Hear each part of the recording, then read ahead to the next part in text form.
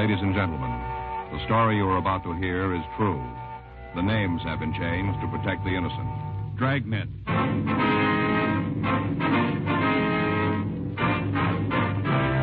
Dragnet, the documented drama of an actual crime. For the next 30 minutes, in cooperation with the Los Angeles Police Department, you will travel step by step on the side of the law through an actual case transcribed from official police files. From beginning to end, from crime to punishment, Dragnet is the story of your police force in action. It was Monday, July 6th. It was sunny in Los Angeles. We were working the day watch out of burglary detail. My partner's Frank Smith. The boss is Captain Bernard. My name's Friday.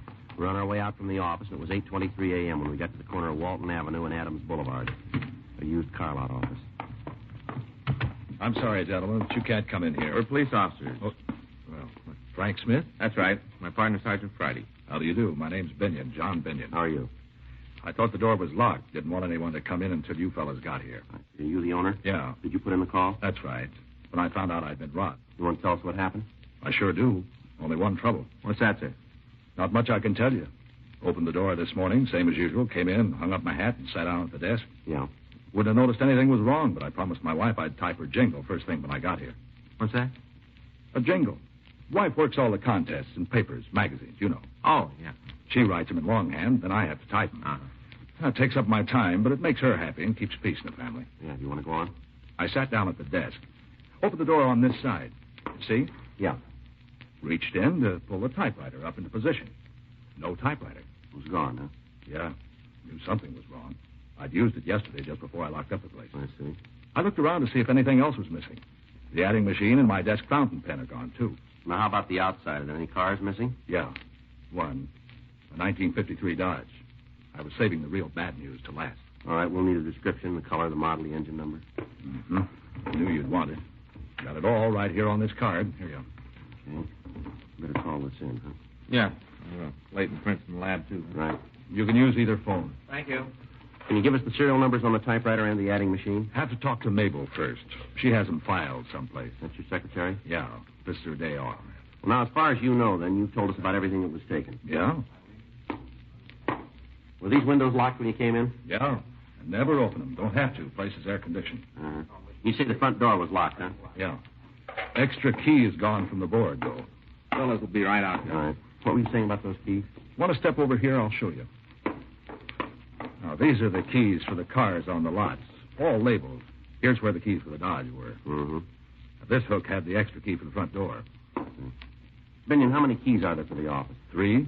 I have one. Mabel has one. The other one was on the board. How long has she worked for you? Mabel? That's right.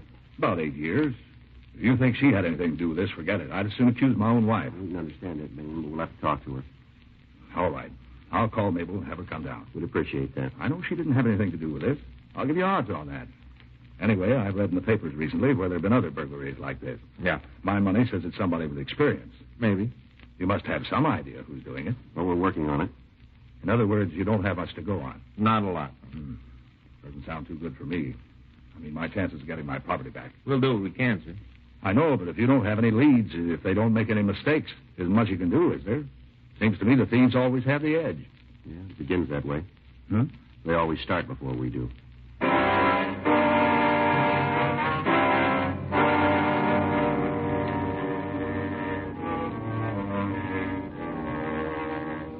Crews from the crime lab and Leighton Prince went over to the office. John Binion's secretary came in, but after questioning her, we decided she had nothing to do with the crime. She went through her desk and told us that a check made out to her employer was missing. Binion called his bank, and they promised to notify him if the check was cashed and returned to them. We got the serial numbers on the adding machine and the typewriter, and we notified pawn shop detail. Bulletins were also sent to second-hand stores. The latest burglary was similar to others that we've been investigating. The thief's M.O. was no different than we had on file, and to date, we have been unable to make any recoveries. We talked to informants, but they could give us no leads to the identity of the burglar. The report from the crime lab was the same as on all the other thefts. Entry had been made through the door. The lock had not been forced, indicating either the use of a key or some instrument to pick the lock. Leighton Prince failed to find any usable fingerprints. Tuesday, July 14th, 10:31 a.m. Yeah, I got it. Burglary Friday. Yeah. Mm-hmm. With your name? You have it now? All right, we'll be right out. Right, bye. It was Binion. He called from his bank. Yeah? I think he turned a lead. What do you mean? Stolen check was cashed.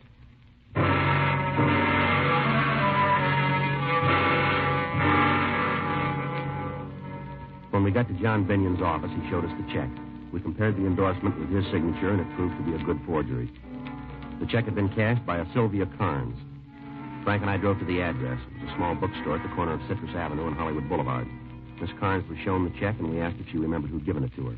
Let me think now. John Binion. Not too good on people's names. Let me check the sales slips for that day. I should have a record of what he bought. Excuse me. Yes, ma'am. I forget names, but when I look at the books they buy, most of the time I can remember the person. Mm-hmm. Yeah, here they are. You always write the name on cash sales? Yes, it's a good way to build a mailing list. Mm-hmm. Here it is. John Binion on the 8th. Let's see. Mm-hmm. Now, can you remember anything about the man? I might. May I have the slip, Mr. Friday? Here you are. From Blackboard to Back Bay. Oh, yes. This is by a country school teacher. Gave up the little red schoolhouse to become a private tutor. Tells about some of his problems and how he dealt with them. It's quite amusing. Yes, ma'am. But does it remind you of anything about the man? No. Well, let's see what else he bought. Locks down through the ages. I never read that one.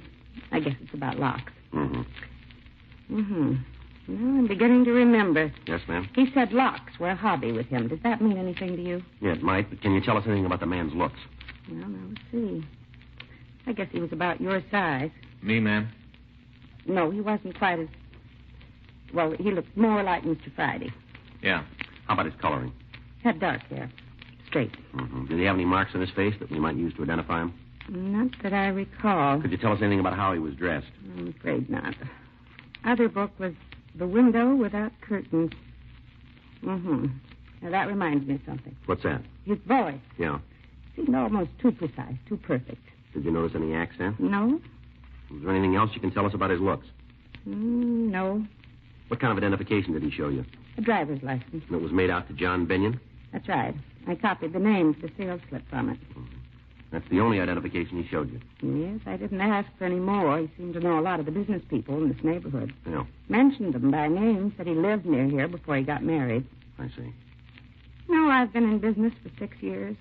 This is my first loss on a check. Is that right, ma'am? I've always been so careful. This man, though, he seems so honest, so polite. Mm-hmm. He's sure rough on me. I had to suffer the loss. Check was for $30. He only bought $10 worth of books. I gave him $20 of my own money. It's a real loss, I can tell you. Well, yes, ma'am. There's one thing in your favor. What's that? He's going to feel it more than you will.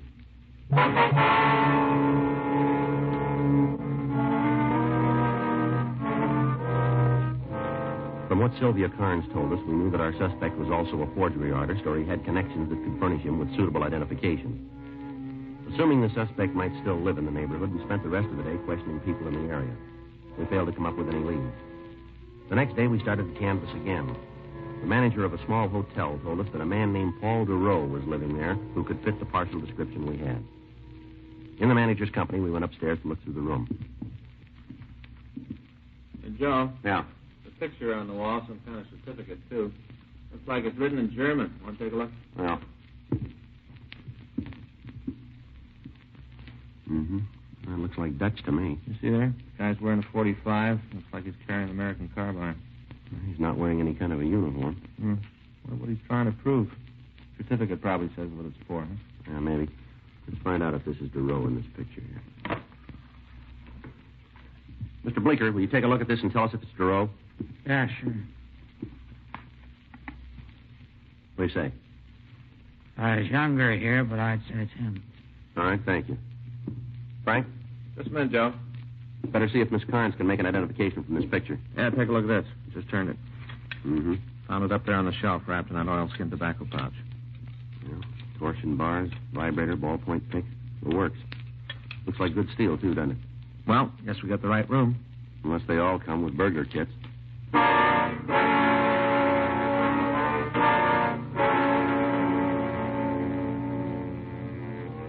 Frank and I continued to search the room.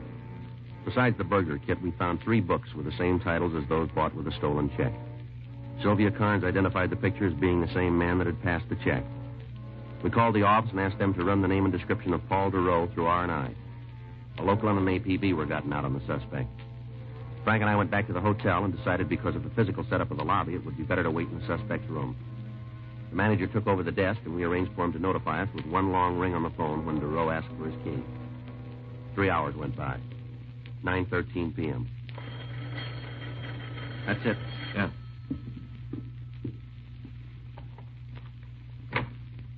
All right, hold it right there. Oh. Get the light, Frank. Yeah. Who are you? Police officers, what are you doing here? You're police, eh? That's right. Who are you? Paul sent me up here. Paul DeRoe? That's right. Where's he now? Why do you want to know? Come on, lady. Where is he? Waiting for me. Where? Outside in the car. Is he still waiting? I don't know. What do you mean? Well, he left me off at the door. There wasn't any place to park. All right, go ahead. He was going to drive around the block and pick me up. What kind of a car is he driving? Well, I'm not sure. You rode in it, didn't you? Yes? Well, don't you know what kind it is? I didn't pay any attention. Well, what do you mean? Well, he drives so many different kinds.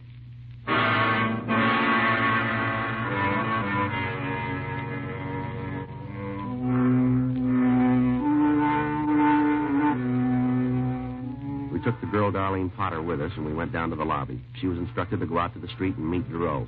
Frank and I followed her. There was no car waiting outside the hotel. On the chance that he might have parked and was waiting for the girl, Frank went up the street and then crossed to the other side. I walked down the street toward our car. DeRoe failed to show up. We went back to the hotel and asked the manager to call us if the suspect returned, and then we took the girl down to the city hall. During the trip, she maintained she didn't know what make car he was driving. She said he told her that he was an automobile salesman, but he also worked as a private teacher. We ran her name through R&I, but we found no record. The run on the name Paul DeRoe had failed to turn a package. Leighton French was requested to go over DeRoe's room, 10:02 p.m. We continued to interrogate Darlene Potter. How long have you known DeRoe? I told you before. 3 months. Who did he say he worked for? He never said. Where do you teach? Private home. Can you give us their names? No, I can't tell you. You don't know? That's right. He just said he taught. Never said where. What did he teach? Language. What language? French, I think. You haven't told me what this is all about, but I'm sure there's a mistake. Paul wouldn't have to do anything wrong. Why do you say that? He's too intelligent. Well, it doesn't look that way right now, does it? Paul's a hero. What else do you know about him? What? His background. Where's he from? I'm not sure. I think he said something once about going to school in Paris. Is he an American citizen? I just assumed he was. He never said anything different. Uh-huh. Can't you tell me what he's done? We'd like to talk to him about some burglaries and some car thefts. Paul wouldn't steal. Well, maybe so, ma'am. But we've got good reason to think he did. Well, there's some mistake. It doesn't fit with the kind of person he is. How do you mean that? It might not make much sense to you. Well, give us a try. Paul was in the war. That's all? Yes, maybe you saw the picture and citation in his room. Yeah, we did. What about it? He fought with the Dutch underground forces. He told you that, did he? Yes. He only talked about it once or twice. I think he was in that group.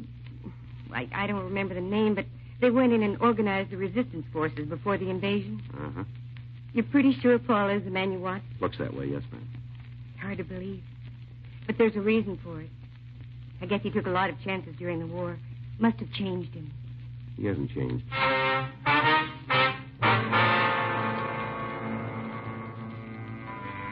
Further interrogation of Darlene Potter convinced us that she knew the suspect only as a friend.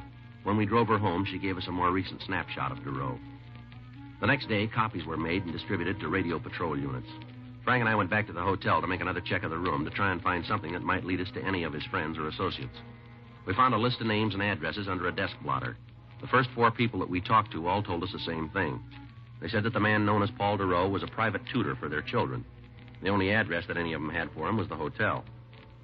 At 2 of the homes, we were told he came to teach on Wednesdays. One party said he came on Saturdays, and the other one said he came on Tuesdays. 4:03 p.m. We identified ourselves and were admitted to a home on Chatham Drive by a Mrs. Grace Findlay. Won't you gentlemen be seated? Thank you very much. Oh. What was it you wanted to see me about? Well, Miss Findlay, we'd like you to look at this picture and tell us if you recognize this man. There you are. Certainly. Why, yes, that's Paul DeRoe. Wonder if you'd mind telling us what you know about him. Well, I'm not sure I understand just what you mean. Well, is he a friend of the family? Yes, in a way. He's the children's French teacher. Uh-huh. He's not in trouble with the police, is he? We'd like to talk to him. I hope it isn't serious. Well, it might be, Miss Finley. serious enough to have him put in jail? Might be. Oh, I'm sorry to hear that. He's been so wonderful with the children. Mm-hmm. He's the third teacher we've had. Somehow they never liked the others, but they're just crazy about Paul. You're certain he's done something wrong? We'd like to find him and get his side of the story. Now, do you have a home address for him? Yes. Does he know you're looking for him? We wouldn't know that, ma'am. It's strange. How's that? Well, I was thinking if you're looking for him and he knows it, it's odd he'd call here today. You talked to him today? Yeah. Thursdays he gives the children their instructions. Yes, ma'am. He said he'd be here at 5 o'clock.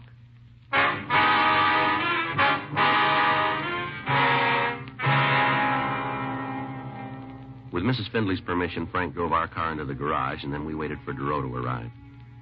While we were waiting, Mrs. Findley told us that when Duro had applied for the job, he'd showed her several letters of recommendation from families in the East.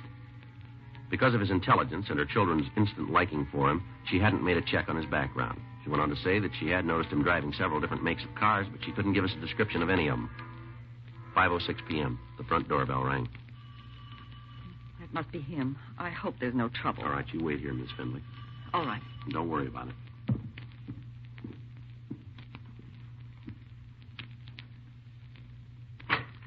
I'd hold it right there, Duro, police officers. This is hardly the reception expected. All right, move over. Put both hands up against the door. Come on, move.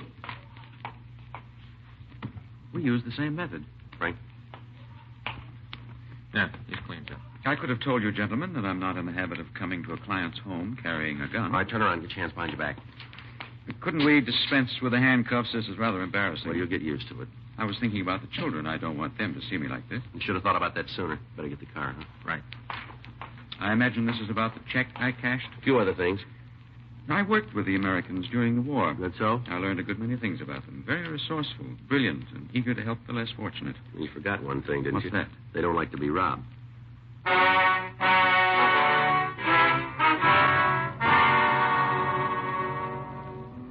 We contacted the office and had them send another team out to pick up the car Duro had driven and take it down to the police garage.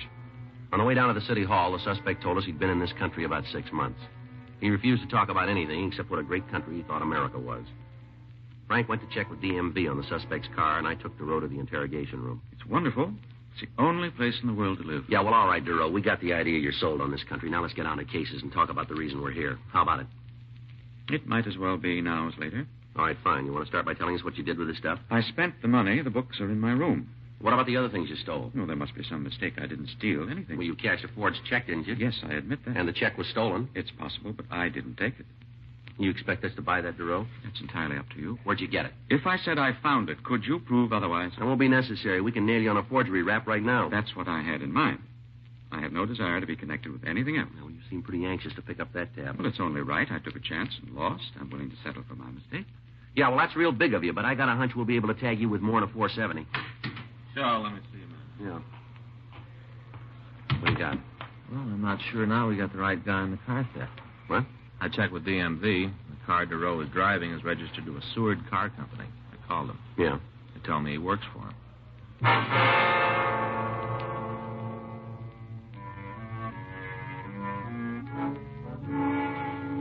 We continued to question Duro, but he refused to admit any knowledge of the burglaries and the car thefts. He was booked on suspicion of 470 PC and taken to the main jail. The next morning, the owner of the bookstore identified the suspect in a show-up. We questioned him again, but he failed to admit anything but the check forgery. 9:23 a.m. Frank and I returned to the office.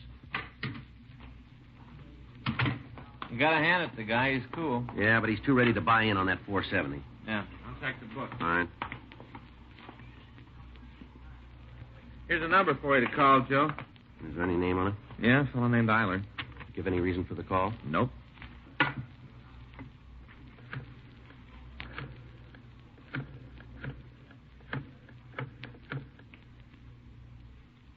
Hello, I'd like to speak to Mr. Eiler, please. This is Sergeant Friday, Police Department. That's right. I see. All right, sir, we'll be right out. You want to give me that address? 347. Right, thank you. Fellow runs a garage, saw the spread on our suspect in the morning paper. Yeah? He says from the description they gave, Duro was in his garage. Uh-huh. Brought a car in to be painted.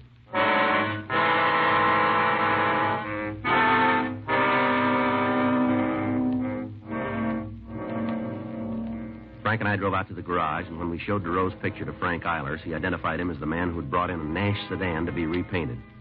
We checked the engine number and found it listed as stolen. We went back to the office. Here's that FBI kickback. Did you read it? No, I just picked it up. Yeah, listen to this. Paul J. DeRoe, alias Paul Dawson, alias Peter Duncan. True name, Philip Paul Dorrance. Got much of a record? We'd have to take a day off to read it all. Served terms for burglary in GTA. He's been at all the best hotels. Joliet, Sing Sing, Atlanta. Born and raised in this country. What about that war record? Joliet, 1938 to 1946. How do you like that? Well, he sure went to a lot of trouble. Having his picture taken and that get-up and that phony certificate. The way that picture looked, all those trees and the countryside. Sure looked like Holland to me, didn't it to you, Joe? Well, that's our big trouble. What do you mean? We never been to Holland.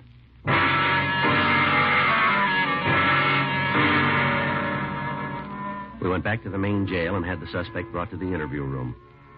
He still denied any connection with the burglaries and the car thefts. 12:16 p.m. With my war record, I don't have to be subjected to Now, this. look, we got you made on the check, and it won't be hard to prove you stole that car. Your story falls apart like a $4 suit. I have great admiration for the Americans. Yeah, you've been telling us that. I managed to escape situations more difficult than this during the war. I was trained for it. Yeah, you told us. Of course, there was some difference then. We were all on the same side and fighting for the same things. You know you're doing a lot of talking, but you're not saying anything. I'll tell you what you want to know. You do that. Yes, Well, all right, go ahead. I will. But first, I'd like to tell you about the shoes. About what? Shoes. What about it? I fought with the Dutch underground. Now, for a man to fight, two things are important. Is that so? A gun and a good pair of shoes. Mm-hmm. Many of us who wanted to fight had neither. One of your OSS men contacted us and said we would get them. And one night a plane came over and dropped containers by parachute. Yeah. The man kept his promise. We got guns, the fine carbines, and we got shoes. When daylight came, I looked at mine very closely.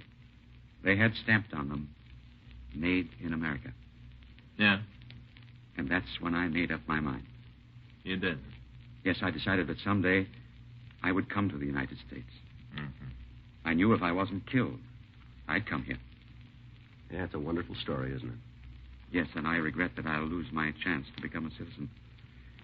They may even deport me for this. No farther than the nearest jail. Now, please don't make light of my predicament. I admit I made this one Oh, mistake. come on, look, settle down, will you? I can buy a better story than yours in any magazine. All right. I didn't want to do this, but I insist that you call the Dutch consul. They never heard of you. Well, there must be a mix-up of some sort. Somebody must know me. Yeah, sure, every prison warden in the United States. You've got a record that'll reach from here to Holland, but that's the closest you ever been. Your real name's Philip Dorrance. The only war you ever fought was in the prison library over the daily papers. You've been in and out of every joint in the country. Now, there's more. Do you want the rest of it? No, I guess that's enough, isn't it? I might as well admit it. I'm a burglar and a car thief. You left one out. What? You're a liar.